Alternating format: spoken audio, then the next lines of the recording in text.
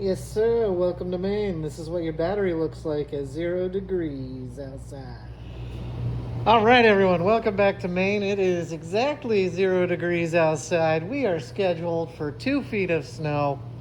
I'm here with the LS Swap Mercedes C300. This radiator setup with the water pump pumping water straight up and out is not working. You go on the internet and a lot of people talk about how having your upspout over your radiator is a bad idea. And I have learned the real way that is absolutely correct. So I'm going to swap that with once again, another Camaro part. Camaro water pump 2010 to 2015. That's going in its place. And we're going to go ahead and get started on pulling this out.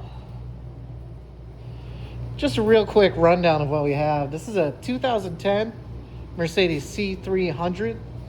It was an all-wheel drive model. Now that does come into play when you want to do this LS swap, because the actual subframe for your all-wheel drive car is more beefy. Now if you look down inside where we did the motor mounts, you can see that it's rectangular steel stacked on top of each other. On this side, that doesn't really matter. You can pretty much do whatever you want for this side. So when it comes to this side, I don't know if I can pick it up, but there's actually steering gear that comes down out of the firewall right behind that header. You can actually kind of see the boot a little bit right there. Yeah, that's your steering gear right there. That ties into your steering rack, which is actually under all this good stuff. Maybe the cameraman, which is myself, could stabilize this out here. But you can see this does need to be some sort of stacked steel. This motor mount is actually straight across off of the cross member. And once again, like I was saying, you really want to do this with an all-wheel drive car. The car will still be two-wheel drive because the Mercedes engine has the all-wheel drive axle going through the oil pan for the Mercedes engine. But if you've been watching my videos, you will know that that is the other end of a CV axle to keep tension on the wheel bearing and to, in essence, keep the wheel bearing together. I have had issues with this engine running hot. Once it runs hot, the computer sends it into a limp mode, and you really can't realize the potential of the 6-liter. Very first drive from this, though, you can feel the power. You can feel 330 horsepower compared to about 200 horsepower of the actual Mercedes engine itself. Taking a look in here, we're almost to a year. We've got everything roughed in, but as you can see, like from my other videos, I still have, as you can see right there, let's see, you can see the flex pipe arrangement just kind of hooked onto the engine. I think what I'm going to do next is I'm actually going to unhook the O2 sensors and see if we have a difference in running. But like I said, got to catch up with what we messed around with experimenting with this dang truck water pump, trying to defeat gravity here, and we got to correct that right now. Apparently, my water pump has been leaking anyway out this water neck right here, and I don't know if you can see in there, but the radiator is only half full. So once again, we'll probably get this all pulled out of there, put the new Camaro style in there, hopefully get everything bled. And then we should be good to go with the cooling system. Another thing is I've got to check my LS computer grounds. I had put an OBD2 scanner on there, and all I did was reboot when it was trying to talk to the computer. I've got a grounding kit from Amazon.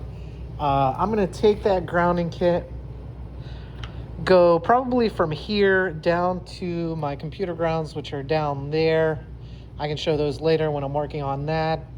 But I don't think I'm getting a good ground even on the computer. So we're gonna get that all set up and we're gonna go from there. Right now, gonna tear the water pump off the front of this engine. All right, let's get at it. Now, taking, everything that's LS is super easy to work on. So we just undo the tensioner, pull the belt out. I'll set it on top of the engine. You can get a closer look at what I had to do with the Mercedes power steering pump. This is actually the mounting bolt for the water pump. We're gonna pull these off. I'm probably gonna pull this forward with as much room as I have, hopefully here. You can see a little bracket I did for the reservoir. I had to cut some of the bracket for the Mercedes power steering pump as well. Got a couple of spacers. Yes, these are torque to spec, so I'm not just, leaving the water pump chilling on its own. What else? Yeah, there's a line underneath. I think I went through all that in the videos, but there's a line underneath that also is for the steering rack. We've got that bent out of the way. That was actually kind of a hair raiser. Kind of scary. Let's see. Yeah, on the back side of the alternator, the special bracket that I made, you can kind of see it in there. Let's see if I can zoom in. Yeah, you see that black bracket right there? That black bracket. That holds the alternator to the block along with a long bolt on the front. But yeah, while we're in here, when you're building an LS swap car, definitely ground the radiator as well. And when it comes to the Mercedes setup, let me zoom back out. This is a Mercedes ground point. Always, always, always use your Mercedes ground point. You can see here that I've got the ground point for my fans. Nice and solid. Do not trust anything else except for the Mercedes ground point on these cars. I thought I had a ground point on this car. Come to find out, there's more aluminum in the car than there is steel. So you're not actually getting a good ground. You can also see some of my experiments here just to, get a good ground. I thought that was a good ground. Turned out it's not. So we're all the way back to the Mercedes ground. Now, just to be, just to make sure that we get it running and it sounds good and it runs good, this is all temporary. The only things that aren't temporary are the drive shaft and the motor mounts so far. And the, transmission mount's even temporary because we might pull that out and weld it back together as well. But yeah, I mean, most fabrication, most welding, don't be afraid of welding. Don't be afraid of getting metal.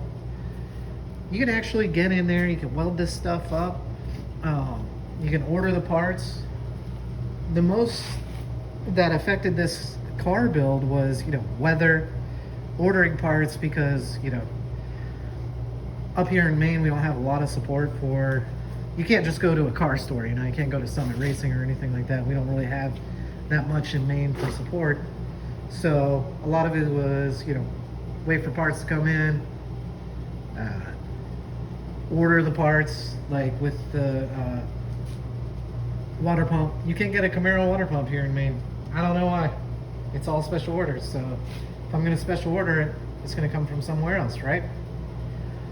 But anywho, we're going to pull all this crap out of here. It's going to make this look better, I hope, because I'm only going to have a pipe coming from, I think, right here, right? And then connecting into our radiator right here. And then our water pump will actually be below the pressure line. We're not trying to pump straight up. We're going to be pumping out. So we have nowhere for the air to stay trapped. That's a lot of air. Okay, so I'm going to unhook that. I'm going to take my throttle body off, and then we're going to dig into taking off the power steering pump, the tensioner, and taking all that out. Stick with it. All right, so yeah, for sure. Took the plumbing section off the top. Slap it right there. Look at this. So we're saying, let's see anything down in the water pump. This setup was absolute garbage. Pulled off. Want my water outlet right here. Hopefully we can go around this and plug in right here. Or maybe we can go up and around. I don't know. I just know I want my water pump below my radiator like it's supposed to be. Next, and take that off. Tensioner off for clearance. Take the lower radiator hose off. Heater core. I just don't know what the heck happened. Moving on. Well, story of this car. The water pump I got is not made for the LQ4, so I'm putting everything back together so I can back it around the garage and park it where it was. Fun fact, this water neck right here is leaking like a sieve. See, I still got coolant on my hand. So that explains why everything was empty of coolant and the car was running hot. So I'm gonna reorder another water pump because I really don't want to be pumping coolant up out of the top. I'm gonna figure out how to run this, or like a right angle, 2 right angles, and connect them together, or just find something that can actually fit in there. I'm putting everything together back. I'm putting everything back together right now. And park it. Got to get Pops. I use 5 gallons of his gas. Go fill that up, and then come back. So until I get another part in, it sits again. And we're gonna get 2 more feet of snow. Wonderful. All right, LS swapped Mercedes, put back in its spot. Battery died on me today, of course. Got the wrong water pump. Apparently there's a difference between 2010 and 2015 for Camaro. That's great. I already put that on order. I'll probably have to get a tensioner as well. I'm gonna see if I can get that from the junkyard for a decent price. Otherwise, that's another $50. It has been quite the adventure. We still have to figure out the fuel system, but it does run and drive around the yard, and I've taken it down the road a few times. Just getting the kinks ironed out has been the fun part. All right, well, that's it for working on that. It's 0, bouncing between -5 and +5, and sometimes touching on 0. Continue to follow me. Sorry it took so long to get back on the air. I don't know, I've just been slammed working and kids and all kinds of stuff. But please like and subscribe if you like what you see. Thanks, everybody. Have a great week.